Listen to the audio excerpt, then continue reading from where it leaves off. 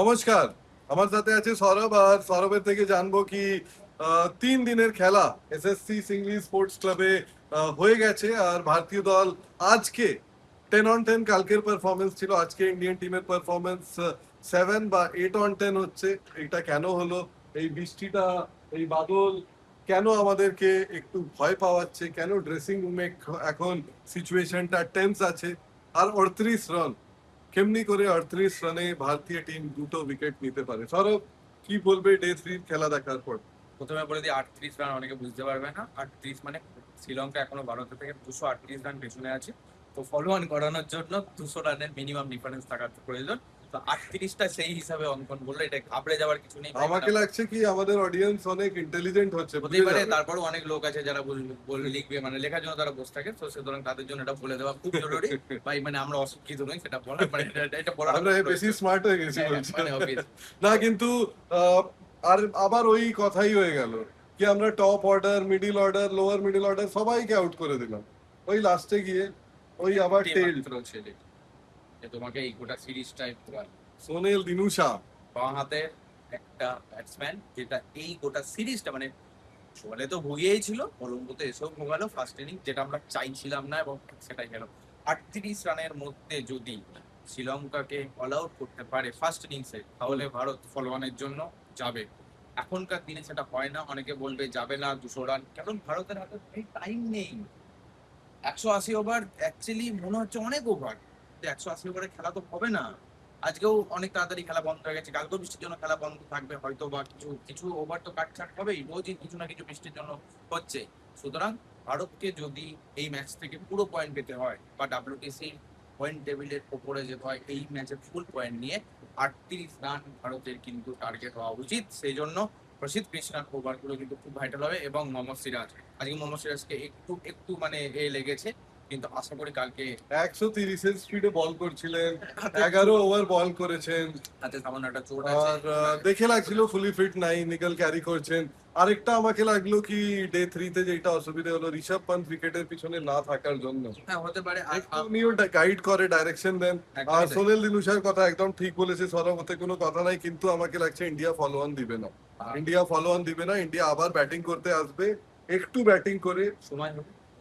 সময় হবে আমাকে লাগছে। আমি চাইছিলাম কি কি আমাকে strategy আমাকে লাগছিল কি আজকে ভারতীয় দল এখানে অল আউট করে আবার ব্যাটিং করতে আসতো, কিছু রান বানিয়ে নিত, কেন কি ওতে আমাদের বলারদেরও রেস্ট পেয়ে যেত। এবার কেন কি ওভারনাইট রেস্ট এমনিও বলাররা পেয়ে যাচ্ছে, বৃষ্টি হয়ে গেছে, তো হতে পারে কি স্ট্র্যাটেজি চেঞ্জ করতে পারে ভারতীয় দল। হওয়া উচিত। মানে তুমি যদি মানে দেখো, ইন্ডিয়া যদি একটা 1.5 সেশন তো ব্যাটিং করবে, 1.5 সেশন ব্যাটিং করলে এক সেশনও করে নিতে পারো তুমি।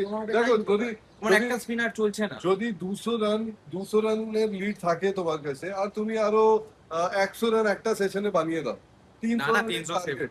300 কখনোই সেভ হবে না ভাই।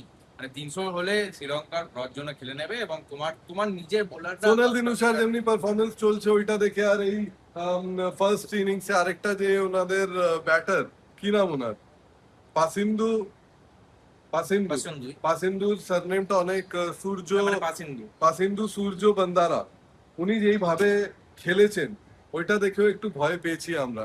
আর যদি ড্র হয়ে যায় ভাই এই টেস্ট ম্যাচটা, রেজাল্ট অনেক কিছু না, সিরিজটা ভারত জিতবে, কিন্তু ডাব্লিউটিসির জন্য ভারত কিন্তু অনেকটা পিছিয়ে যাবে। অনেকটাই। মানে তোমাকে যদি নেক্সট ইয়ার ওভালে ওই দুটো টিমের মধ্যে থাকতে হয়, তাহলে কিন্তু এই সিরিজগুলো থেকে তোমাকে ফুল পয়েন্ট করতে হবে। কারণ এরপর যে টেস্ট সিরিজটা তুমি খেলবে, সেটা নিউজিল্যান্ডে, সেটা তোমার মতন এই ঘরে বা শ্রীলঙ্কার মতন এরকম স্পিনের পিচ হবে না। সেখানে বল সুইং করবে, বল নড়বে, যত নড়বে ব্যাটসম্যানরাও, ইন্ডিয়ান ব্যাটসম্যানরাও নড়বে অবভিয়াসলি। সুতরাং ভাই এটা তো বলাই যায় যে কিরকম কি হতে পারে ওই সিরিজগুলো। তো এই সিরিজগুলোতে ভারত যত পয়েন্ট কালেক্ট করে রাখতে পারবে, এগুলো ভবিষ্যতে করে রাখতে পারবে না, করতেই হবে, না তো আর কোনো অপশন নাই। আমরা অলরেডি বাড়িতে যে সাউথ আফ্রিকা নিউজিল্যান্ডের থেকে এনেছি, ওইগুলো এখনো আমাদের, যে রোজ কেন কথা বলি আমরা ওই বিষয়ে, কেন কি এই রেজাল্ট গুলো এত বেশি হয়ে কালকে গেছে। যদি বৃষ্টি হয়ে যায়, তাহলে ভারতীয় প্লেয়ারদের সাথে সাথে আমাদেরকেও মনে হয় ওভালের আর যাওয়া হবে না নেক্সট ডাব্লিউটিসি এর ফাইনাল। মানে সেটার অন্তত অবভিয়াসলি ওটা একটু শতাংশটা কমে যাবে, ভারতের চান্স কমে যাচ্ছে, যত শতাংশ কমে তত চান্স কমবে, এগুলোই। কিন্তু ওভারঅল আমি আর একটা জিনিস বলতে চাই, ভারত যদি এখানে ব্যাট করে, আমি যশস্বী জয়সওয়ালের ব্যাটিং দেখতে চাই। মানে অন্তত একটা সিজনে যদি ব্যাট করে একটু ঠিকঠাক করে, যেমন একটা ম্যাচ খেলেছিল ভারত বাংলাদেশের সাথে, তোমার মনে পড়ে কিনা আমি জানি না, যে হারে ইন্ডিয়া রান করেছিল, সেই রান রেটে কিন্তু ইন্ডিয়াকে এখানে রান করতে হবে যদি তারা এই ম্যাচে 10টা উইকেটের গেম করে শ্রীলঙ্কা। ইন্ডিয়া যদি তাই আবার হবে। আবার যদি ব্যাটিং করতে আসে ভারতীয় দল, তো একটু ডিফেন্সিভ কল হবে ওইটা। আমি এটা বুঝি, কিন্তু মানে আমি চাইছি না, হ্যাঁ, মানে defensive হবে আমার ওই ওপর callটা। কিছু নয়, আমরা এই ড্রেসিং রুম হয়তো চাইছি না, ওই ড্রেসিং রুম থেকে কি কল হবে সেটার উপর পুরোটা গৌতম নির্ভর গম্ভীর আর করছে। শুভমান গিল কি ভাবছে, এইটাই তো বিউটি হচ্ছে টেস্ট ক্রিকেটের। এইটাই যে হচ্ছে টি-20 আর ওয়ানডেতে আমরা দেখতে পাই না। কিন্তু এসএসসি তে এই যে আপনারা আমাদের পিছনে এই মেঘগুলো দেখছেন, এই মেঘগুলো অনেক অনেক বেশি যে হচ্ছে ভারতীয় দলকে এখানে প্রবলেমে ডালছে, এখানে অনেক বেশি চিন্তায় ফেলছে। চিন্তায় ফেলছে। আর ভারতীয় দল এই চাইবে কি কোনো বৃষ্টি না হোক দুদিন, আর পুরো খেলা আমরা দেখতে পারি। হতে পারে ওতে আমরা 1.5 দিনেই জিতে যাব, 2 দিনেরও দরকার পড়বে না। কিন্তু বৃষ্টি হলে ইকুয়েশনটা ভারতীয় দলের একটু পিছিয়ে যাচ্ছে। আর যেইভাবে সারাংশ জ্যান বোলিং করেছেন, প্লিজ, মানে আমি ওটা নিয়ে আসছিলাম, ওটা শেষ তুমি যদি শেষ করে দিতে আমি তারপরে তোমার কাছে ভিডিও। সারাংশ জ্যান যেইভাবে অনেক বোলিং আশা করেছে, ছিল। ভাই তুমি যত তাড়াতাড়ি এসছো এই টিমে অতই তাড়াতাড়ি বেরিয়েও যাবে যদি কারণ এমনি চলতে কুলদীপের থাকে। মতো বোলারকে তুমি বসিয়ে রিপ্লেস করে তোমাকে সাবস্টিটিউটে তারা নামিয়েছে। আর তোমাকে আনা কেন হয়েছে লেফট হ্যান্ডেড ব্যাটারদের এইখানে আউট না করতে পারো তুমি, রান তো থামান। রান থামান ওদেরকে, মানে অ্যাকচুয়ালি ভাই প্রবলেম তো তৈরি করো, যে প্রবলেমটার জন্য অন্য এন্ড থেকে যে বোলারটা বল করছে তার অন্তত হেল্প হবে এই জিনিসটা। যাই হোক, মানে আমরা হয়তো অনেক ভেবেছিলাম, যদিও বা জানি না কালকে হয়তো তিনি দেখলাম যে 3টে উইকেট তিনি নিয়ে না, কিন্তু আমরা তো আজকের পারফরমেন্স দেখে আমরা বলছি কি প্রথম 2-3টে ওভারে তো উনি অনেক বেশি স্ট্রাগল প্রথম করছিলেন। বলটা যখন তিনি শুরু করেছেন নো বল দিয়ে শুরু করেছিলেন। আর ওর পরে থার্ড ওভারের পরে একটা উনি টপ্পা পেয়েছেন যে এখানে বল পিচ করাবেন, কিন্তু ওর পরে ওনার বল স্পিন হচ্ছেন না। শুধু যদি আপনার আঙ্গুল চলে তো আপনি ভালো বলার হয়ে যাবেন, এটা ঠিক কথা না। স্পিনার সবসময় বলা হয় কি পেসার নতুন ভালো হয় আর স্পিনার পুরনো ভালো হয়। কেন? কেন কি স্পিনার যত অনুভব নিয়ে যায় অত ভালো বল করতে পারে। কিন্তু এই ভিডিওটা এখানে এবার শেষ করবো সৌরভ, কেন কি আবার ডে 4 এর রিভিউ আপনারা এখানে পাবেন। আমরা এই আশাতে বসে আছি কি ভারতীয় দল যখন আমরা 4th ডে রিভিউ আপনাদের ভিডিওটাকে রেকর্ড করব তখন একটু স্মাইলও থাকবে আর ভারতীয় দল একটু ভালো পজিশন জেতার মুখে ঢুকে যাবে, এটা আমি আশা করছি।